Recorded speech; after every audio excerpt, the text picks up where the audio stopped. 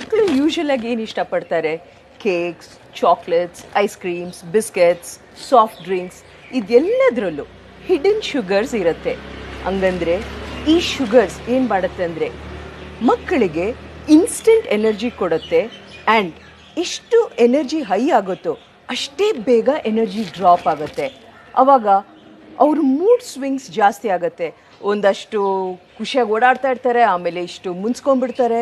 So ಎಲ್ಲರಿಗೂ ಯಾವಾಗ blood sugar level stable ಇರುತ್ತೋ ಮಕ್ಕಳಿಗೆ ಓದೋಕ್ಕಾಗಲಿ ಮತ್ತು ಅವರ ದಿನನಿತ್ಯ ಆ್ಯಕ್ಟಿವಿಟೀಸ್ ತುಂಬ ಚೆನ್ನಾಗಿರುತ್ತೆ.